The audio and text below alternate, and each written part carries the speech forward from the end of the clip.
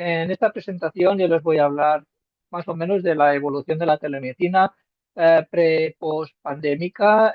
Creo que no solamente sería a términos específicos de la Unión Europea o de la región europea de la OMS, sino también en términos generales, porque más o menos la evolución ha sido la misma.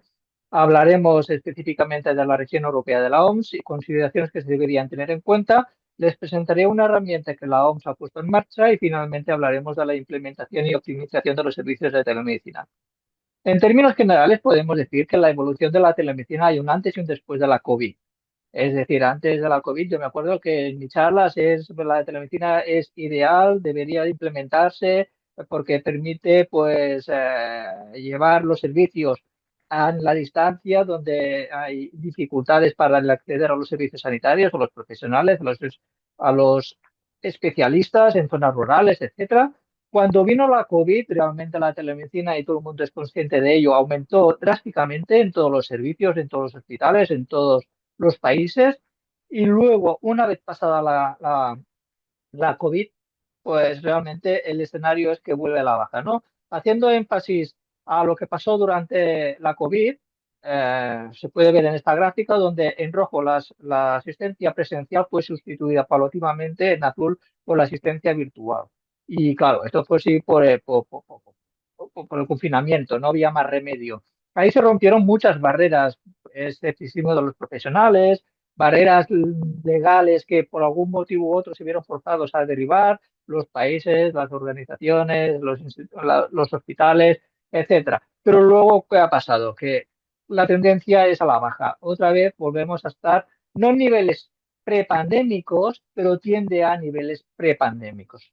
¿Y esto por qué? Haciendo un análisis ya de lo que pasa en la región europea de la OMS, me basaré en lo que publicamos en este artículo y vimos pues, que la telemedicina estaba bueno, hubo en primer lugar un énfasis de las publicaciones en relación con la telemedicina referente sobre el año 2021 y esto es porque la COVID disparó no solamente el número de experiencias de telemedicina en la región europea de la OMS en este caso, sino también sus publicaciones, ¿no? Se encuentran publicaciones y experiencias descritas en 23 de los 53 países de la región europea y también los beneficios, ¿no? Screening, diagnosis, gestión, tratamiento y sobre todo para pacientes crónicos, ¿no? Que necesitan ser atendidos, digamos, a lo largo del tiempo.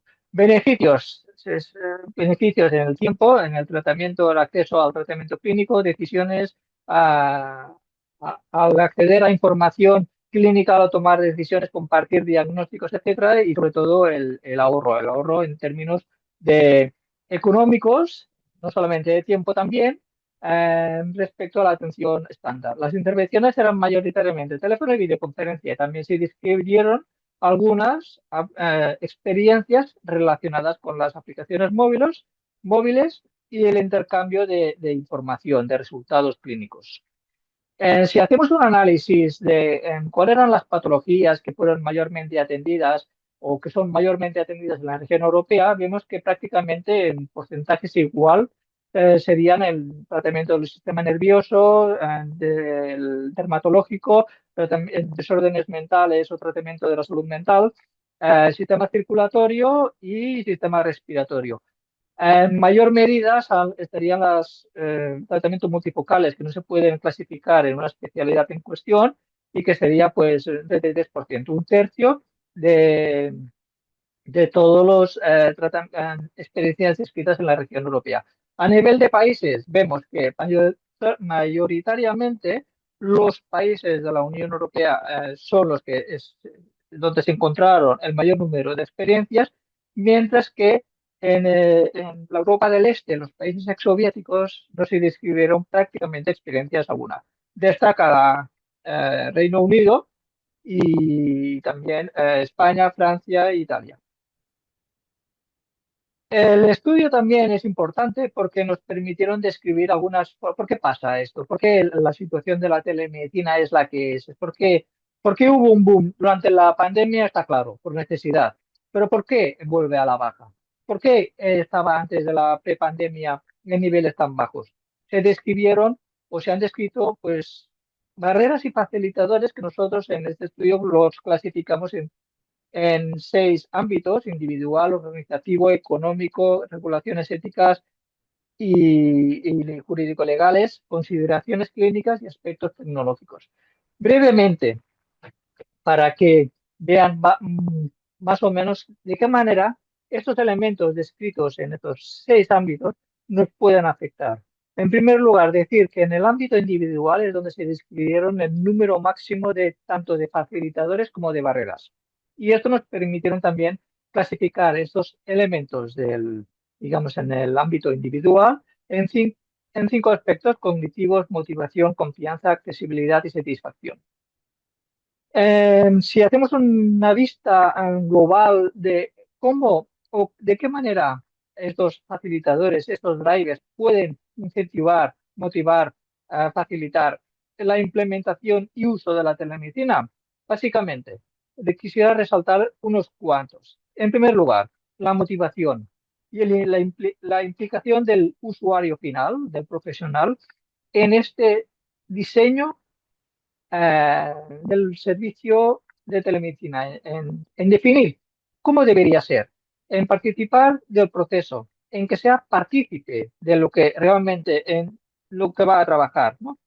Entonces, de alguna manera, para que vea también la conveniencia de usar estos nuevos servicios respecto al servicio que hasta ahora estaba utilizando, y las ventajas, que vea que realmente le va a reportar una disminución de la carga de trabajo, que permitirá coordinar con otras especialidades que le permitirán resolver problemas clínicos de manera más eficiente, que verá unos beneficios clínicos claramente respecto a la atención tradicional: reducción del número de visitas, la mejor monitorización de casos y sobre todo el empoderamiento. Es decir, de alguna manera actúa como driver, como facilitador, el hecho de que el usuario final, en este caso profesional, esté alfabetizado tecnológicamente en el uso de las nuevas tecnologías, que se sienta a un gusto, ágil, cómodo utilizando las nuevas tecnologías.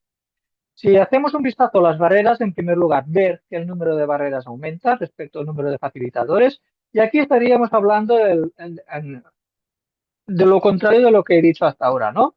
Si la implicación y del profesional en el diseño e implementación del servicio de telemedicina es un facilitador, en caso contrario, aparece lo que sería la resistencia al cambio. Es decir, si el usuario se le impone utilizar un servicio de telemedicina en el que no ha participado en su diseño e implementación, en principio se va a resistir porque no le va a haber utilidad alguna.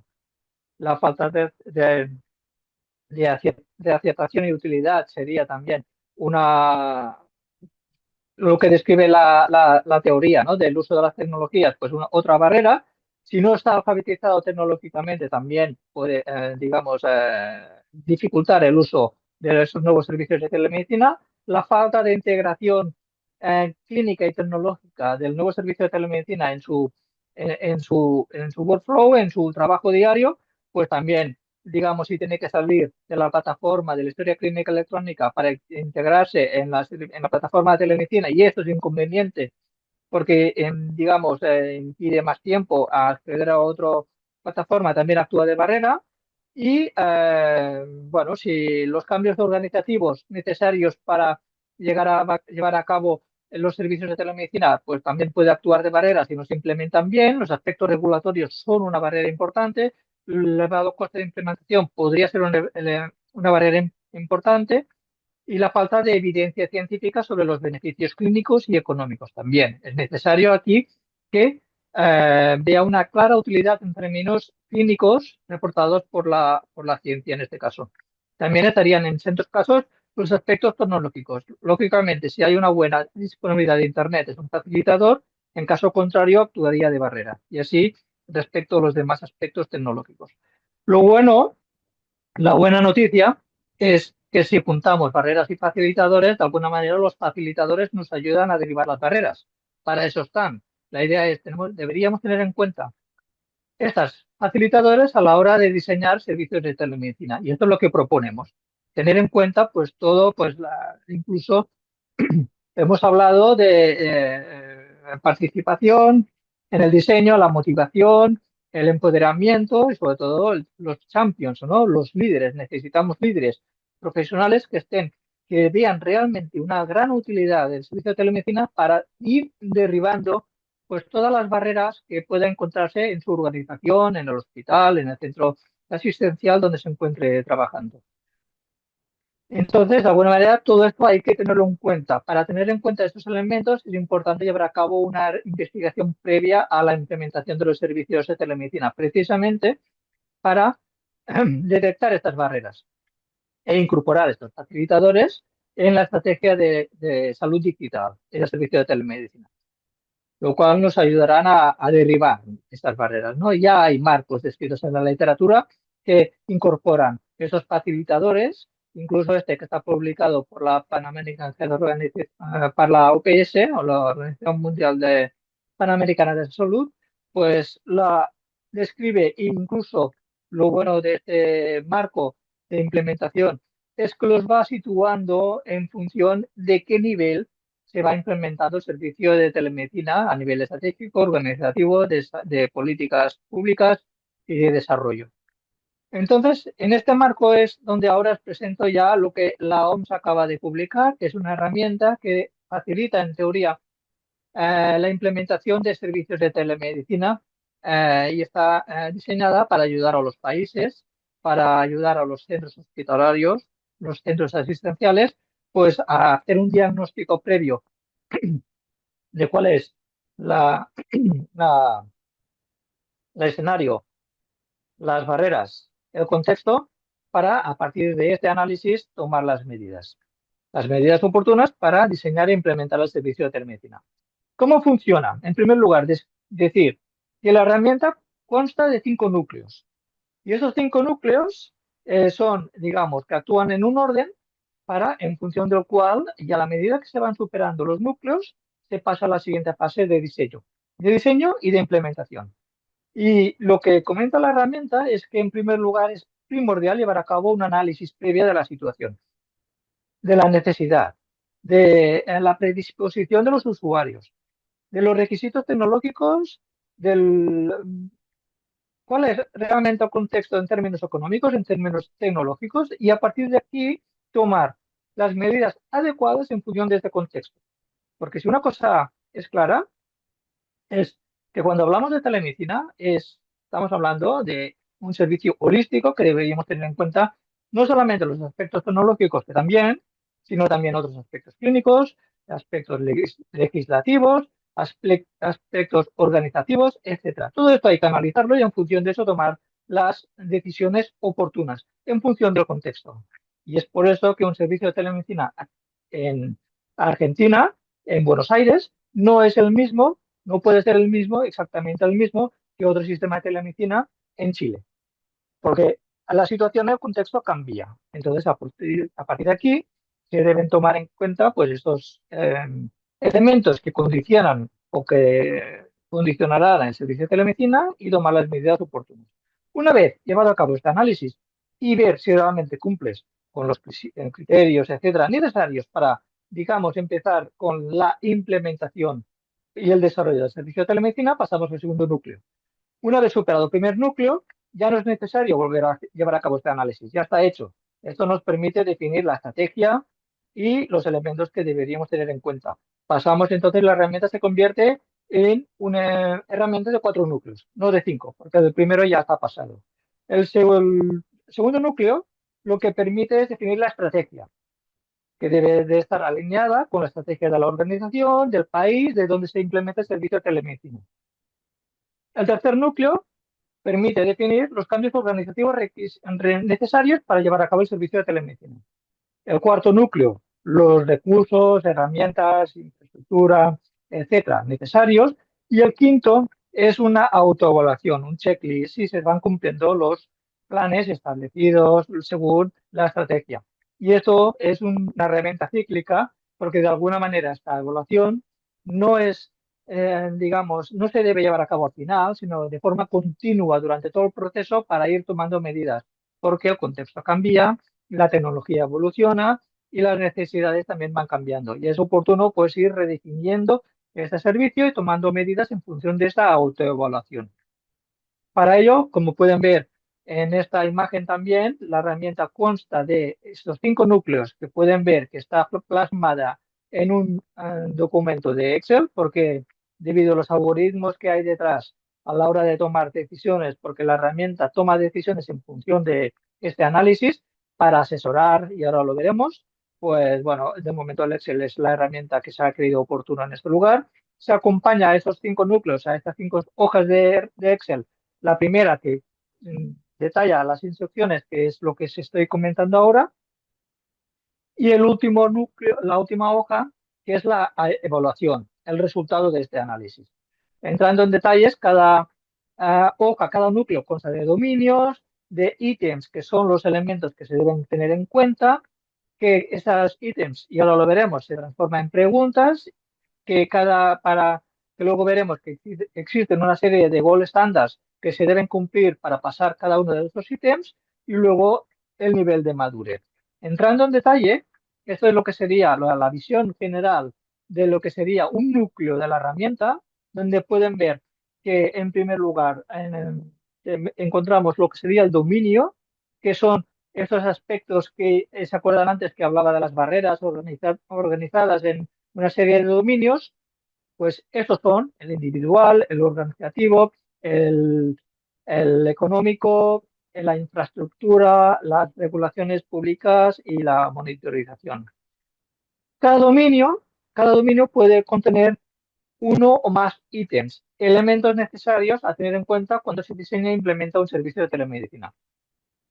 Para plasmar el ítem bien de qué va, se formula una pregunta. ¿Ha tenido en cuenta su organización, su país, los aspectos necesarios para que un profesional tenga los conocimientos necesarios para trabajar con los servicios de telemedicina? Y la pregunta, pues seguramente podría ser mejorable, pero no es el caso, porque me la acabo digamos, de improvisar para entender de qué va esta pregunta.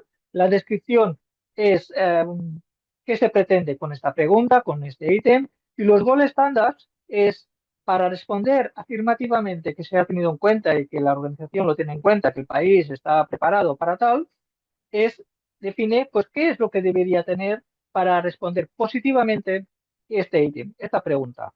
Son, pues si se ha tenido en cuenta, pues cursos de formación en este caso, capacitación, acreditación, análisis, evaluación, etcétera.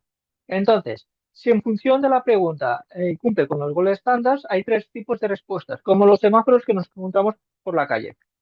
Es que estamos perfectos, lo tenemos todo, estamos preparados, luz verde, podemos seguir adelante.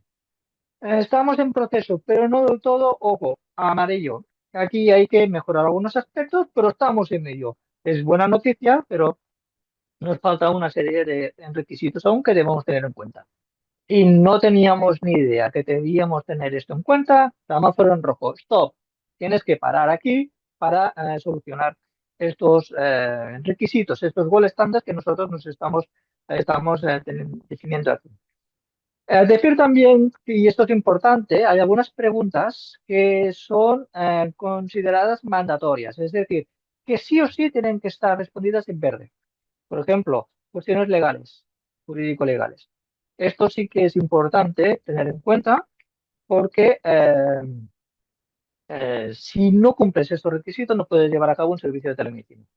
Y esta es la vista global de lo que sería un núcleo, un core, donde están lo que he dicho antes, ¿no? Los dominios. Se puede ver que pueden haber distintos ítems en función del dominio, cada uno con su pregunta de investigación, descripción, los gold standards, y se van respondiendo como pueden ver ahí.